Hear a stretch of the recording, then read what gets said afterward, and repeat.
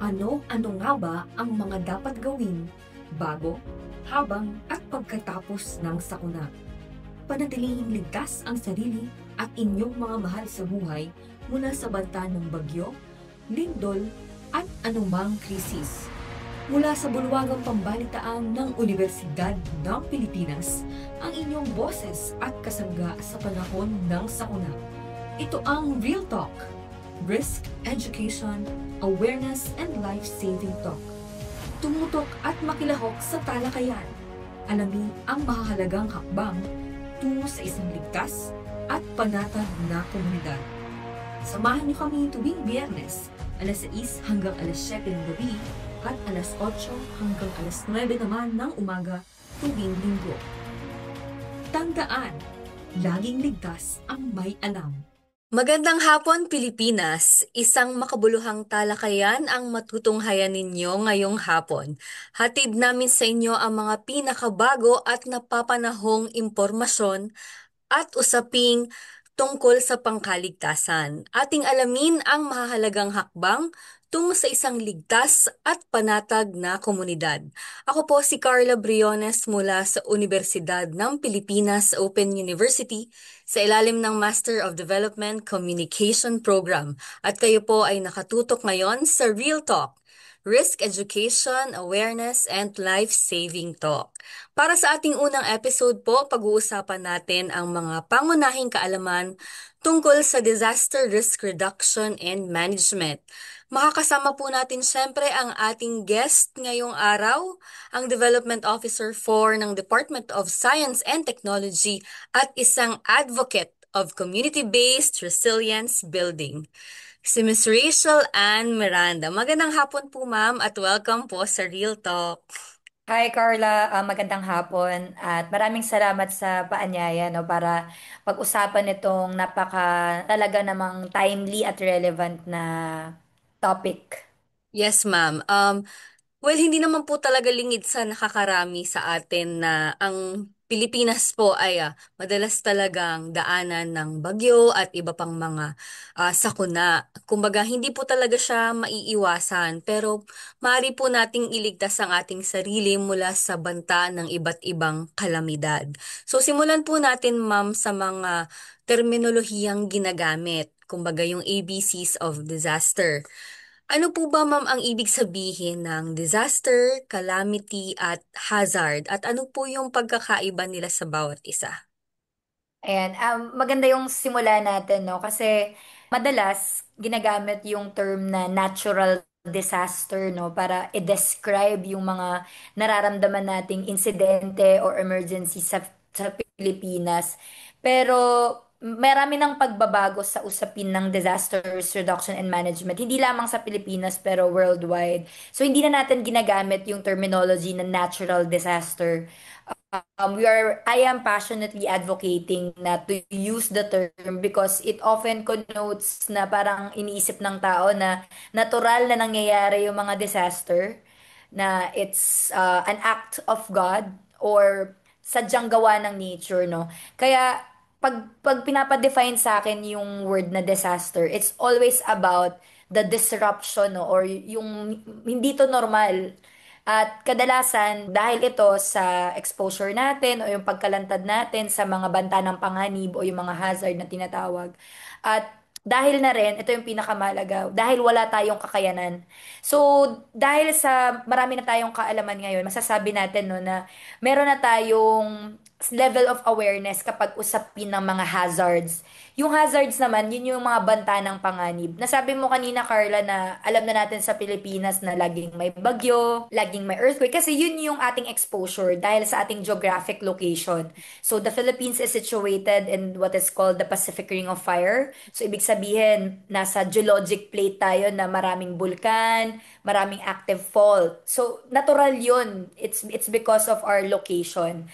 At nasa Pacific Typhoon Belt din tayo, na ang Pacific Ocean nag-generate siya ng average ng 20 na bagyo, no? So, ayun, alam na natin yun based on historical experience, based on past incidents.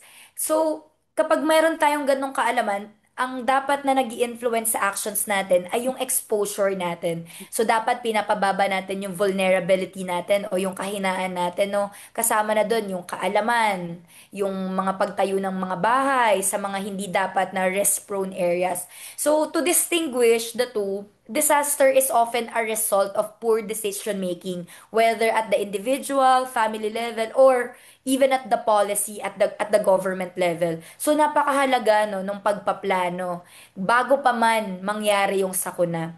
So there's no such thing as natural disaster, but there is what is called as natural hazard. So yung natural hazard, it's natural phenomenon na banta ng panganib dahil nga sa panahon, dahil sa exposure natin at ito ay part na talaga ng natural na phenomenon. Pero bakit natin sinasabi na walang natural disaster? Kasi merong human component to prevent those disasters from happening. So meron tayong power actually to change the narrative of Filipinos na hindi tayo repeatedly nagsasuffer sa mga disaster na yun. So sana moving forward, no, pati din sa mga kababayan natin at mga nakikinig, hindi na natin gagamitin din yung term na natural disaster kasi hindi talaga natural ang mga disaster or mga calamity. So yung disruption na yun, pagkawala ng buhay, pagkasira ng mga livelihoods or assets natin, hindi yun natural. So dapat i-empower natin yung sarili natin at bumoto ng tama para yung mga binoboto natin nakakapag-decide at nakaka-influence na dapat resilience at development yung really heart ng development na pinagpaplanuhan natin. Okay, that's quite refreshing din po, ma'am, dahil madalas na i-interchange nila yung mga terms, 'di ba po, na natural hazards and natural disasters. At least alam na po natin kung ano yung mga dapat nating ginagamit na terms, especially marami pong lumalabas na mga nagpo-post rin about their opinion and mga weather forecast, 'di ba po? So dapat talaga research tayo and fact check ng mga tamang terms. Okay po. So nabanggit niyo po kanina, ma'am, yung term na vulnerability. Ano po ba naman ang ibig sabihin ng risk at vulnerability? Yung risk naman, yun yung parang sabihin na natin na ano, potential pa lang, potential loss of life, potential loss of livelihood and assets natin, no? It's a combination of those things. Yung hazard, exposure, and vulnerability. Yung vulnerability, yung kahinaan natin. Meron tayong mga inherent na kahinaan, no? So for example, yung socioeconomic status natin. Kaya kadalasan, yung mga vulnerable groups na tinatawag, sila yung madalas na nade-disaster, no? Bale, ma'am, yung tinatawag naman po natin na mga vulnerable groups, no po? Sino-sino po tong mga pinaka nagiging vulnerable kapag naapektuhan ng mga members ng community na kapag may dumadating pong kalamidad, sino-sino po yung na-consider natin na pinaka nagiging vulnerable? Sa Pilipinas, masasabi natin na part ng vulnerable group yung mga nasa mababang socioeconomic status. Kasi kadalasan sila yung mga nakatira sa mga risk-prone areas or yung mga bahay nila ay hindi kayang mag-withstand to tropical cyclones, earthquakes, among others. Ngayon, napaka-importanting sabihin na yung location mo no makes you vulnerable. If you build your house, your businesses in a very risk-prone area, then definitely you're already vulnerable. But apart from that, syempre yung mga usual na identified natin as vulnerable group ay yung mga persons with disabilities, senior citizens, even lactating mothers, no? Kasi nagkakaroon sila ng limitasyon para protektahan yung kanilang mga sarili. But marami namang din pagkakataon na sila din mismo ay may mga kakayanan, no? But we need more attention to these vulnerable groups. Kaya nga sila tinawag na vulnerable groups. It's also important na ma-educate rin po sila na kung saan dapat nagpapatayo ng bahay dahil meron rin po kasing ibang communities lalo na yung mga nasa far-flung, yung mga hindi nila alam na landslide prone area yung lugar nila. So, think the Yes. government and all the members rin sa community, mga community leaders ay Mhm. should work hand in hand Yeah. para mas marami po ang ma-inform kung Aha. yes, businesses Sa and lokal, dresses.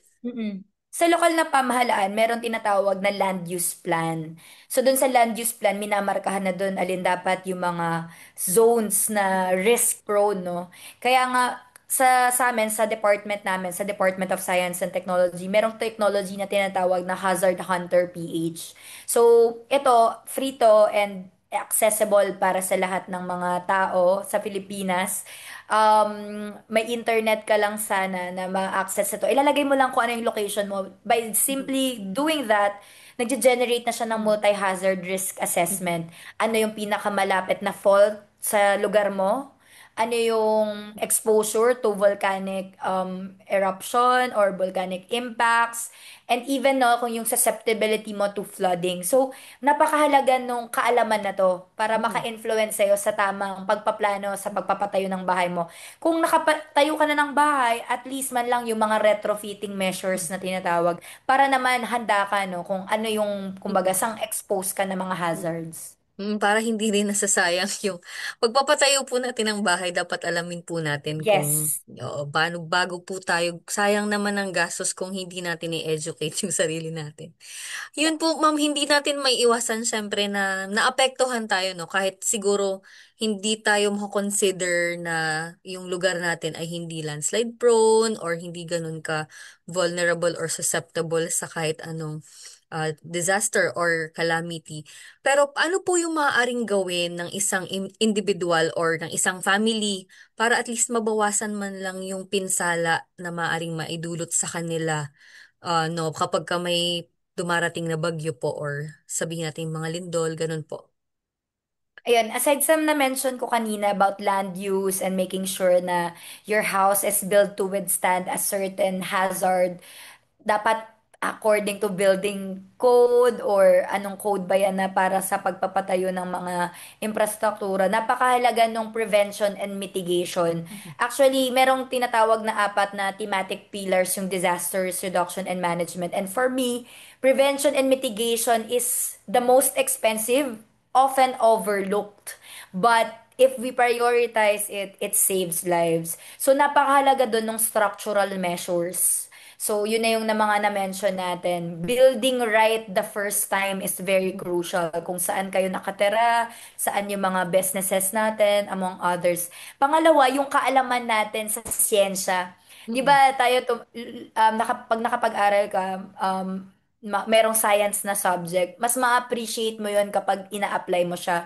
Mahalaga din na may explanation, no, bakit Mhm. nagbabago ang panahon. Mhm. We need to have an active effort then to get to know this. Ano yung meaning ng red, yellow, orange warning kapag may banta ng mga ulan? Ano yung Mhm. ibig sabihin ng alert level sa mga bulkan? Ano yung ibig sabihin ng intensity at magnitude? So parang kailangan i-embrace na natin Mhm. na science has to be part of our Mhm. daily lives. Di ba Mhm. yung as simple as i-check mo yung weather the first Yes. thing in the morning para makapag-prepare ka kung anong isusuot mo, Mhm. magdadala ka ba ng payong o hindi. It's part of your daily decision making. And I think it's crucial na maging regular siya, maging part siya ng culture natin. Yung pangalawang aspeto naman ng DRM ay yung preparedness. And I think dahil nga alam na natin yung mga hazards sa Pilipinas, maraming dapat na gawin, nasa preparedness din. So, napapag-usapan ba ng pamilya kung anong gagawin? Mag-evacuate kayo? Saan kayo magkikita-kita? Sinong tatawagan kapag may emergency? So, lahat yun maaaring pag-usapan bago pa Mhm. magkaroon Mhm. ng emergency o Mhm. sakuna.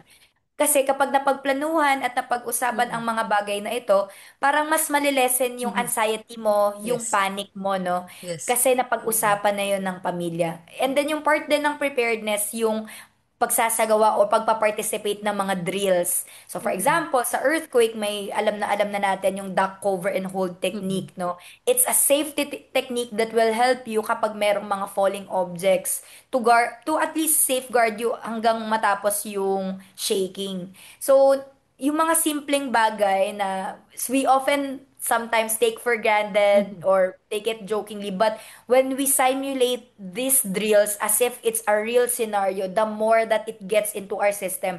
Kaya nga sinasabi namin, yung purpose talaga ng drills ay ano siya parang maging part siya ng muscle memory mo. Kaya yung mga bata ngayon, kung makikita mo kapag mayroong mga pagyanig, sila yung pa yung nangunguna. So tayong mga matatanda, dapat tayo yung mag-catch up na matutunan Yes. din natin yun. Mhm. So meron ding response sa pagresponde naman. ang dream talaga is sana bawat pamilya marunong ng basic life Yes. support, first aid, kahit yung simple na alam mo yon, yung marunong lumangoy para kapag pag may nalulunod. So yung mga bagay na yun napakahalaga. And then dapat may go bag. Syempre may go bag din tayo. So yung go bag natin, those are basic no na pwede nating dalhin o madaling madala kapag kailangan nating mag-evacuate no o pumunta sa isang safe site. And yung ikaapat, rehabilitation and recovery. Sabi nila, kahit sa dami ng sakuna sa o bantang panganib sa Pilipinas, yung ability natin to recover faster is also critical. Napakahalagang aspeto ito, pero hindi natin masasabi na lahat agad ay makakabangon. Kaya ako, hindi ako, ano din na kapag Filipino resilience, ano lang, tatawa lang or nakatayo agad, dapat hindi na yun yung konteksto natin. Ang real context ng resilience, kapag sa apat na yun, hindi ka na, once na nag-rehabilitate at nag-recover ka, dapat sa prevention and mitigation mas malakas palalo para sa susunod na sakuna, hindi ka na ulit masasakuna o madi-disaster. Yes. So that for me captures yung real meaning of resilience, your ability to bounce better, to build back better. And I think also malaking gampanin rin ang government po, no, ang local government unit when it comes to community resilience dahil unang-una, syempre, mas malaki yung magiging banta sa community kapag ayun nga, hindi maayos yung mga infrastructures po natin. Ayun po. So, syempre po, it's a community or a whole of nation approach para marami po yung buhay na naililigtas natin and yung properties less damage rin po. Kanina po ma'am na-mention niyo po is yung go bag.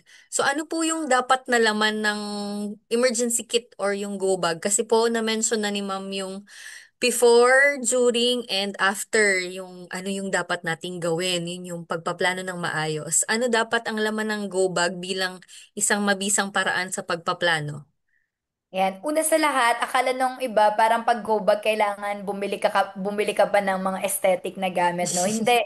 Yung go bag mo, kung ano yung mga bagay na nahanap mo sa bahay at pwede mong gawing backup. Yun yung basic premise ng go bag. So, meron kang first aid kit, lagay mo dyan sa go bag mo. May flashlight ka, ilagay mo yan sa, dapat may battery, dapat nasa go bag mo yan. Yung medicines na kailangan mo, no? Kung lalo na kung Mm. meron ka ng mga existing na Opo. nararamdaman or illness, dapat meron kang backup niyan. So yung go bag talaga is to arm you kapag kailangan mo munang umalis panandalian doon Mm. sa bahay na meron ka. So ano pa ba, aside sa medicine, documents, hindi lang nga dapat sa go bag, pwede mo rin gawin yan sa backup mo sa digital, as a digital copy, Mhm. extra cash, siguro yung iba, yung mga advanced na may ready to eat meals. Ako Mhm. meron akong ready to eat meals. Mm. So ngayon marami nang nabibili ng mga ganyan.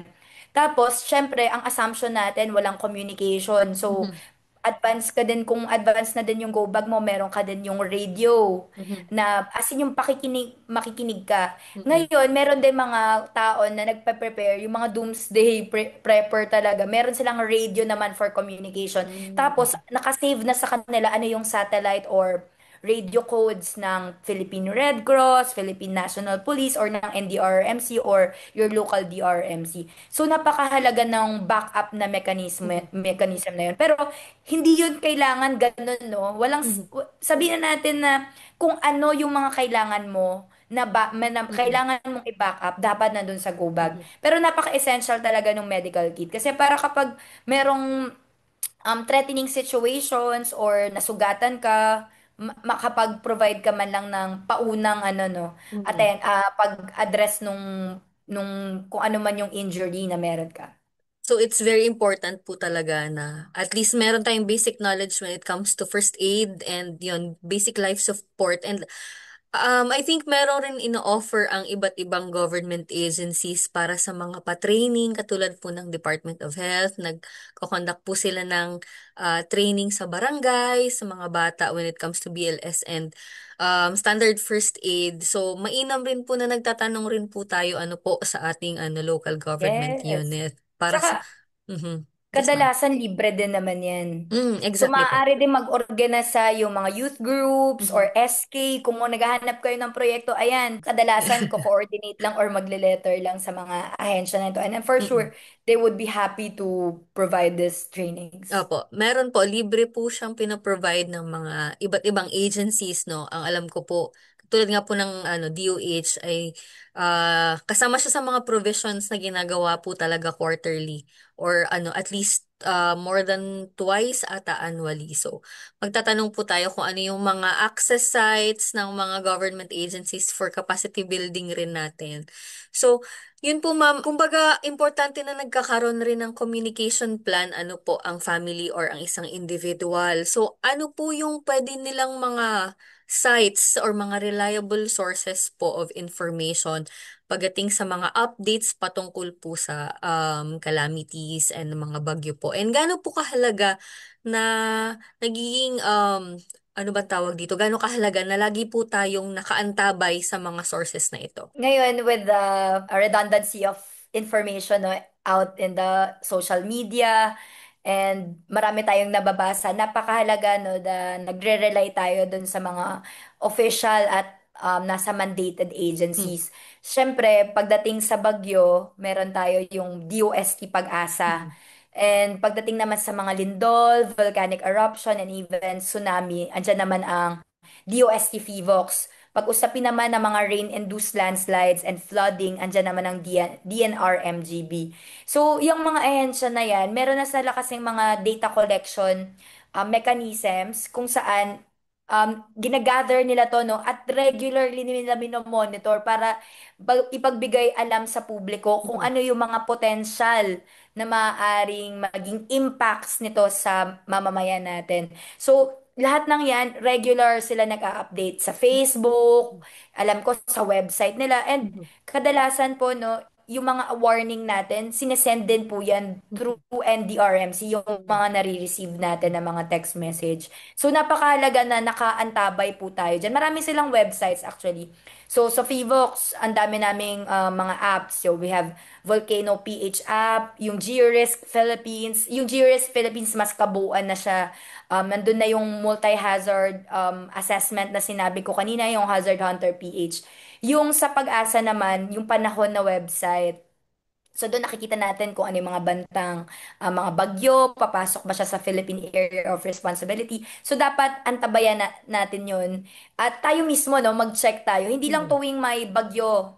Dapat kahit yung daily weather natin. Para mas makita natin na, kasi minsan, sa ngayon ha, napapansin namin na hindi na kailangan ng bagyo para bumaha. Kasi ang pagbabaha ay hindi na lamang siya a matter of amount of rainfall.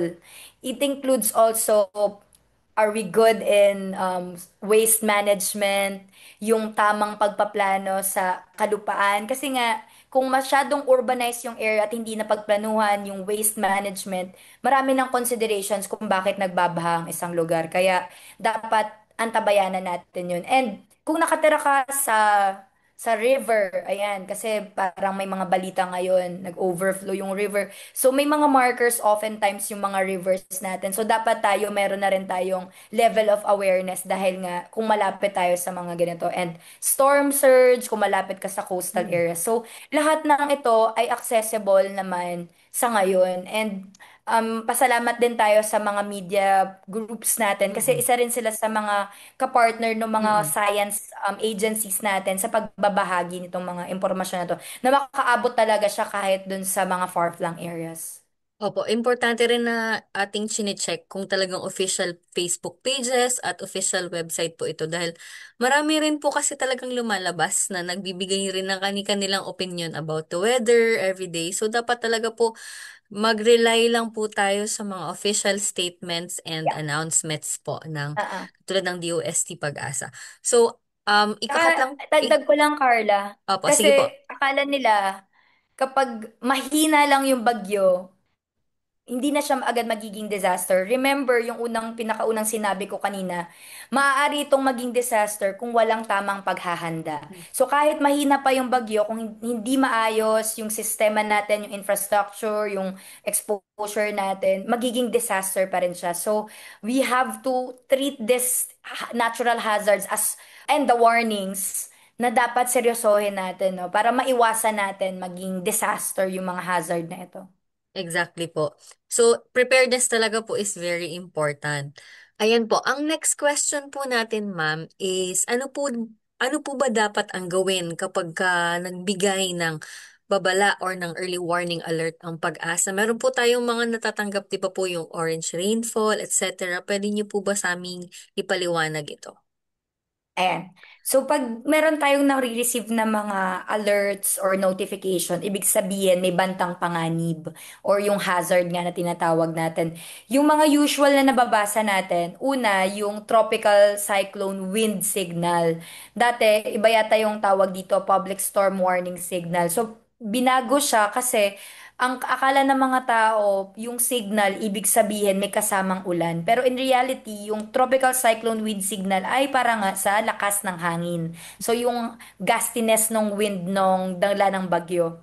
So, ngayon, meron na tayong 5 category, yung tinatawag na tropical depression, base sa lakas na 61 kilometers per hour, tropical storm, 62 to 88 kilometers per hour, severe tropical storm, 89 to 117, typhoon, 108 to 184 kilometers per hour. And yung tinatawag nating super typhoon, 185 kilometers per hour or higher.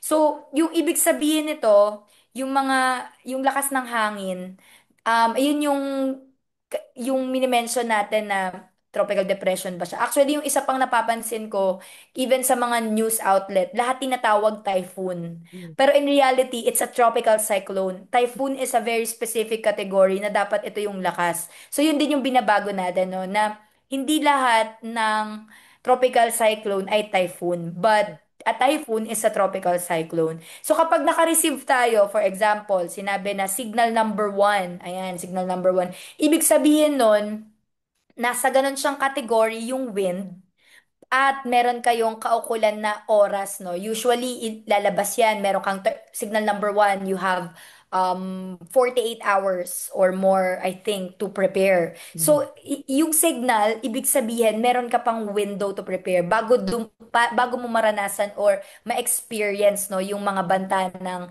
gustiness of the wind or yung paglakas ng hangin. Yung isa pang dapat abangan ng mga tao kapag may mga banta ng panganib ay yung tinatawag naman natin na rainfall advisories. So pag sinabi naman nating yellow, flooding is possible. So dapat mag-monitor ka na. Kapag orange naman yung warning, ibig sabihin yung pagbabaha ay threatening. Dapat posible na, no, yung evacuation.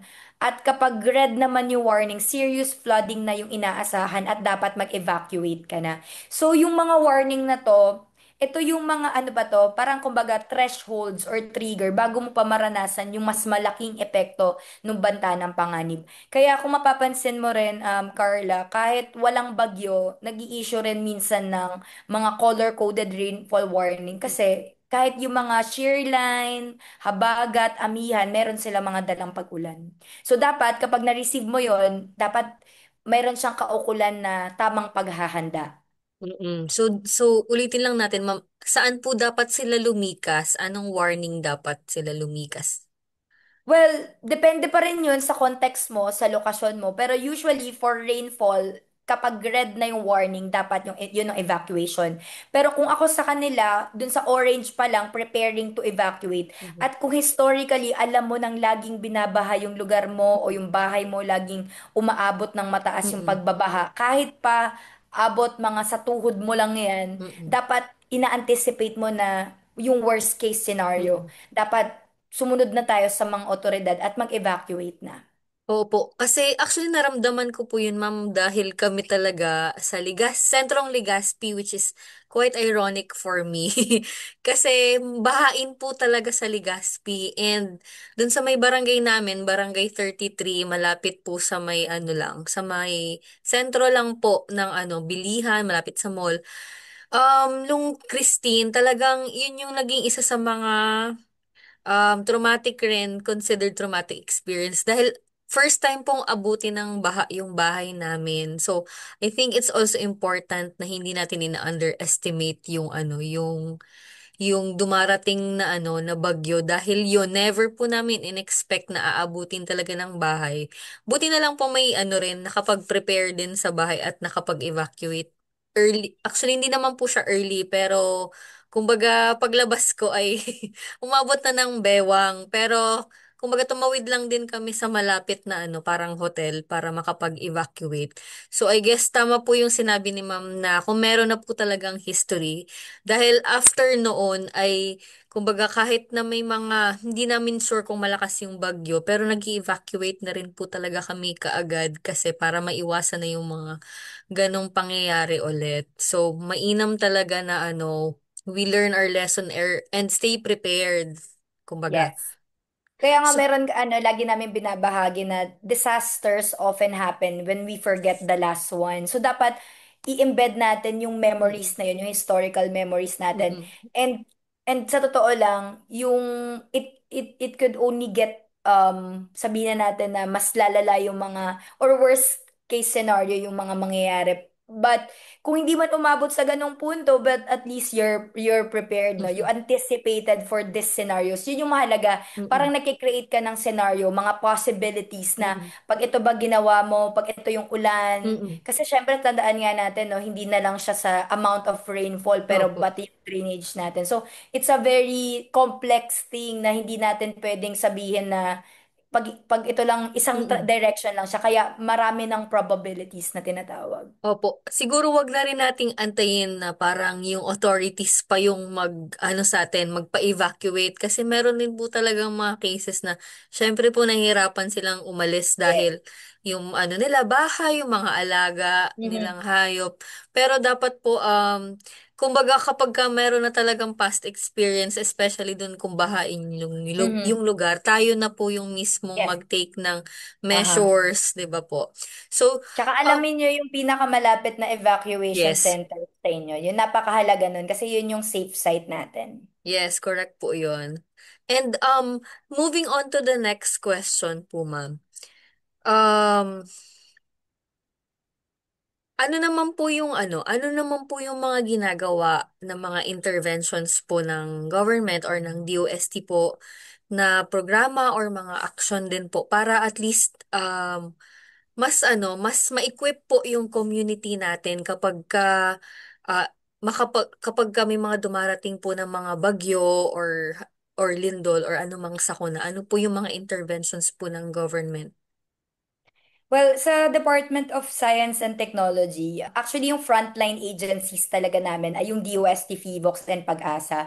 So, maraming pagbabago no ngayon sa mga science agencies natin. Kung mapapansin mo, yung mga warning natin, hindi na lang siya tungkol sa hazard. Pag lakas ng hangin, yun lang yung i-describe. Ngayon, meron ng mga description na maaring tumumbang poste, puno. So, dinidescribe na yung mga potential impacts. And yun yung napakahalaga kasi nalalaman na ng mga tao, kumbaga nag-i-imagine na yung mga tao kung Mm-mm. ano yung mga posibleng mangyari. So, I encourage you na basahin, no, kahit mahaba pa yung mga post ng ating mga mandated agency. Kasi meron namang kabuluhan yun, may description yun. Or, kung kabisado mo na, no, kung ano yung mga potential na mangyayari sa inyo.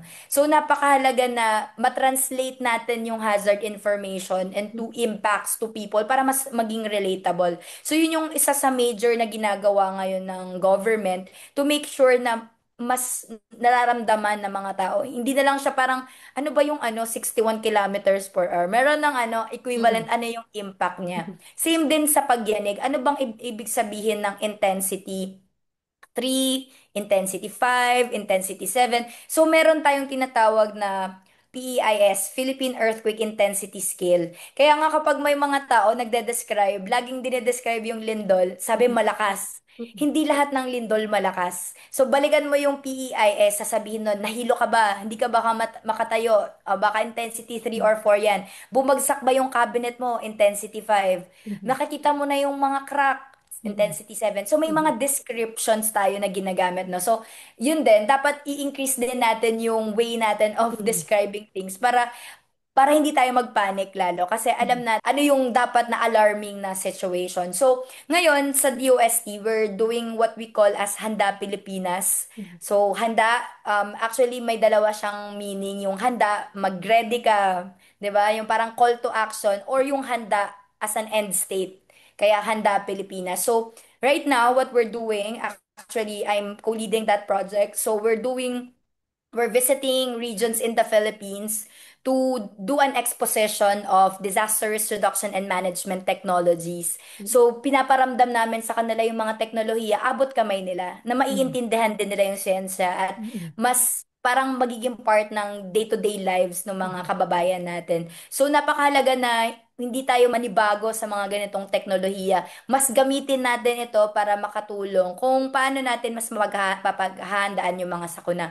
Marami pa aside doon sa exposition na yun, may feature doon ng mga technologies. Yung mga sinabi ko kanina, yung paano mo gagamitin yung Hazard Hunter PH, Volcano PH app, paano ka makakatulong sa pagpaplano mo sa family mo, or kadalasan mga local government unit yung mga pumupunta para ma-inform no, yung pagpaplano nila sa DRM planning, mapa prevention and mitigation, preparedness, or response pa yan. So, isa pa sa mga favorite ko siguro is meron kaming project, yung DOST Fivox, may project siya on Danas. I think it's actually telling your story in your own language. Yung mga risk information, translated na siya sa, I think ngayon, 5 language pa lang ngayon. So, meron sa Bicol, merong Ilocano, Bisaya. So, parang pag nababasa mo yun, mas siguro maiintindihan. So, it's our way of connecting also with our mother tongue na parang kung ito yung familiar ka, mas maiintindihan mo. And yun, maraming in-interview doon ng mga community members, no? Sila talaga nag-narrate ano yung experience nila kapag sumabog yung vulkan. So, those things talaga, ang direction talaga namin ay community-based. Kahit sa early warning system, merong call ang mga community, no? Titingnan nila kung yung lugar ba ay dapat na mag-evacuate. They can decide on these things. So, community-based, powered by science. Yun yung ano natin, pinaka-goal natin ngayon. So those are part of disaster risk reduction and management na mga interventions po natin. So basically, ma'am, ano ba talaga ang pinaka-goal ng DRRM? Kasi minsan nai-intimidate rin yung ibang tao with all these science terms, terminologies, and yung mga ini-introduce natin sa kanilang mga techniques. Pero it's also good to hear na kumbaga parang mas yun naman talaga yung pinaka-goal natin, mas mailapit natin yung mga serbisyo para mas maintindihan po nila rin, no? Ano po, kung base sa experiences nila and kumbaga ano yung best tailored fit rin sa kung ano yung mga pangangailangan nila. Ikwento nyo naman po sa amin, ma'am, kung ano yung pinaka-core po ng Well, DRRM. yung science naman talaga is actually yung lagi natin, it drives the economy, 'di ba? Yun yung usual, science and technology drives the economy. But for me in this field, science will provide you the right information, hopefully the right action, and pinaka-importante, at the right time. Meron ka nga information, hindi ka naman Mm-mm. umakto, tapos medyo hindi pa tama sa, parang laging patapos na, 'di ba? Yung Mm-mm. usual na ginagawa natin. So, dapat yung science, mas useful siya kapag ginagamit mo siya. And it should influence your decision making. Kasi sayang naman, 'di ba, kung hindi natin gagamitin yung science na yun. And for me, when you put premium sa science, lalo na sa pagpaplano natin, maba individual decision making mo 'yan. Parang alam mo 'yun, nakikita mo yung effects niya, science-based, kumbaga, evidence-based niyan. Yung science naman, part na yan ng day-to-day lives natin eh. Tsaka, hindi yan yung hinugot lang kung saan-saan. Mm-mm. Merong pag-aaral, pagsususi, mga eksperto na talaga namang tinututukan itong mga aspeto na to. So, sana gamitin natin siya. And the more we use it, the more we read on it, the more we appreciate its applications and its benefits. So, napakahalaga po nun. Ayan. So, we're down to our last question po, ma'am. So, can you share with us, in the simplest way, kumbaga, kung ako isang member po ako ng community, paano po ako makakatulong sa komunidad para mas mabawasan po yung mga bantang dulot ng sakuna or kalamidad? Ang napakahalaga siguro dapat na gampanin ng mamayan natin ay dapat tanggapin niya no, na meron siyang kakayahan, meron siyang power to change the narrative of Filipino disasters. So kapag tinanggap natin yun, may influence din natin yung decision making natin. Ngayon, lahat ng mga gampanin ngayon local na. Mas nakikita natin kung nasa community natin. So it is in your hands. So use the science, use the technology. So sa akin siguro dapat napaka-importante na alam natin na meron tayong kakayahan. So let's embrace that power. Let's utilize that power into influence our decision making, our planning, no? Kasi kung sa tingin natin hindi natin kaya lagi, parang mas lalo talaga tayong malulugmok. So gamitin natin yung kakayahan natin to influence yung mga dapat natin na hakbangin. Use science and technology. And of course, influence no yung mga binoto nating mga tao, yung nasa gobyerno, na tama talaga yung direction na kanilang tahakin. So tama na dapat yung mga relief operations lang. Dapat yung gobyerno, yung mga nailuklok natin, ay dapat talaga yung direction ay doon sa prevention and mitigation, sa preparedness. So, maraming dapat gawin bago pa mangyari ang sakuna. Ayun, tamang-tama po yung naging advice ni Miss Rachel. Dahil nga po, ngayon marami tayong na-experience na bagyo and marami rin pong issue, no, na nag-arise, especially with the flood control and everything. Dapat po talaga ay tama po yung binoboto natin. So, ayan po na real talk na po tayo tungkol sa mga impormasyon tungkol sa disaster risk reduction and management.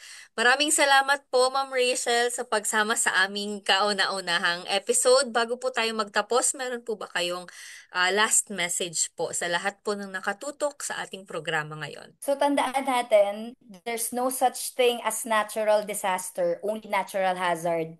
Marami nun sa Pilipinas, pero kaya natin na iwasan yung mga bantang panganib na maging sakuna. So, gamitin natin ng siyensya, tamang paghahanda, at sa tamang pagkakataon, no, dapat pinag-uusapan natin mga bagay na to bago pa mangyari ang mga sakuna.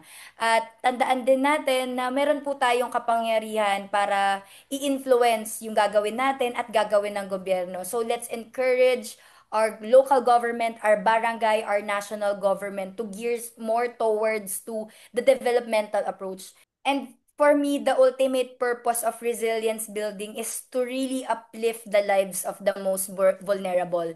Na hindi patuloy na nag-cycle yung disasters, no? Let's stop the cycle of disasters and really give people the quality of life they deserve. And that's really what captures resilience for me. Maraming salamat po, Ma'am Rachel, for joining us. Yan po ang naging Real Talk natin. Kasama po ang Project Development Officer 4 from the Department of Science and Technology na si Ma'am Rachel and Miranda. Muli maraming salamat po, Ma'am, for joining us. And naway naging daan po ang programang ito upang mas itaas ang ating kaalaman tungkol sa DRRM. Ang disaster preparedness po ay hindi lamang tungkulin ng pamahalaan, ito po ay ang pinagsama-samang lakas at pagtutulungan ng bawat mamamayan. So gamitin sana po natin ang mga mahalagang impormasyon na naitalakay ngayong araw upang pag-ibayuhin ang mga kakayahan ng ating sarili at ng ating pamilya. At mas palakasin po natin ang ating komunidad tungo sa isang mas matatag, ligtas at panatag na kinabukasan. Kapit-bisig po nating pagtagumpayan ng isang bansang laging handa anumang dumaang sakuna. Pakatandaan po natin ang mga advice na ibinigay po ni Ma'am Rachel at pakatandaan din po natin na laging ligtas ang may alam. So ako po si Carla Briones at ito po ang Real Talk. Maraming salamat po, Ma'am. Thank you po. Naway naging daan ang programang ito upang mas itaas ang ating kaalaman tungkol sa DRRM. Ang disaster preparedness ay hindi lamang tungkulin ng pamahalaan. Ito ay pinagsama-samang lakas at pagtutulungan ng bawat mamamayan. Gamitin sana natin ang mga mahahalagang impormasyong na italakay ngayong araw upang pag-ibayuhin ang kakayahan ng ating sarili at ng ating pamilya at mas palakasin ang ating komunidad tungo sa isang mas matatag, ligtas at panatag na kinabukasan. Kapit-pisig po nating pagtagumpayan ng isang bansang laging handa anumang dumaang sakuna. Pakatandaan po natin na laging ligtas ang may alam. Ako po si Carlo Briones at ito po ang Real Talk. Maraming salamat po.